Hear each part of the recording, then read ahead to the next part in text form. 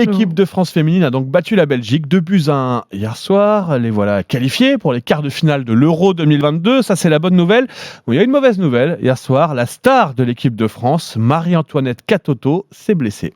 Et oui, comme quoi l'ère du 14 juillet ne réussit décidément pas aux Marie-Antoinette. On approche du quart d'heure de jeu hier soir. La numéro 9 française arrête sa course, se touche le genou et s'effondre sur le terrain. 14e minute de jeu, le genou droit de Katoto à surveiller, hein. Il va y avoir changement. Elle boite très très fortement, elle a du mal à poser le pied droit, Marie-Antoinette Katoto, elle souffre, elle grimace là. Marie-Antoinette Katoto doit quitter ses partenaires, elle ne réapparaîtra qu'en deuxième mi-temps. Et Marie-Antoinette Katoto qui vient tout juste d'arriver sur le bord du terrain avec des béquilles et une énorme poche de glace sur le genou droit. Voilà, un genou déjà douloureux. Katoto jouait d'ailleurs avec un strap après avoir pris un coup la veille à l'entraînement. L'inquiétude est donc de plus en plus grande dans le clan français. Et à la fin du match, la sélectionneur, il faut dire comme ça, Corinne Diacre, livre un premier diagnostic. Je suis pas docteur. Elle s'est blessée, il me semble, en début de match. Pour le moment, c'est une entorse du genou. Non, hier, elle s'est pris juste un coup.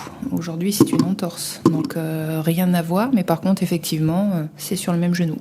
Voilà, la joueuse doit passer aujourd'hui des examens pour confirmer ou pas cette entorse. Bon, on va suivre ça. Ça serait un coup dur ou pas pour la suite de la compétition si on la perdait ? Ah, ce serait un énorme coup dur. D'ailleurs, on a vu tout de suite le dépit de Corinne Diacre hier qui va peut-être devoir faire sans son atout offensif numéro 1. Et maintenant, que vais-je faire ?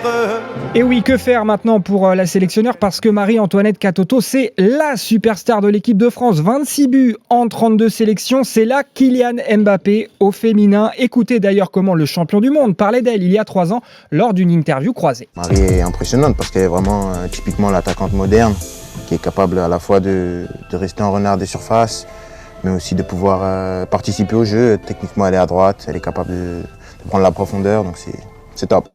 Comme Mbappé et Katoto à 23 ans, elle vient de prolonger son contrat au PSG après un long suspense. Comme Mbappé toujours, Katoto a terminé la saison meilleure joueuse et meilleure buteuse du championnat de France. C'est vrai que c'est peut-être une très belle saison, l'une de mes meilleures. Vous savez, le foot, c'est toujours de la remise en question. Tu veux toujours plus. Et ça m'a vraiment permis de passer un cap. J'attends vraiment de moi de passer vraiment d'autres caps.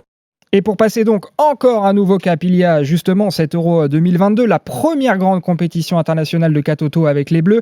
Reste à connaître la durée de son indisponibilité. La France joue son quart de finale dans 8 jours. Le compte à rebours est lancé pour sauver non pas la tête, mais le genou de Marie-Antoinette.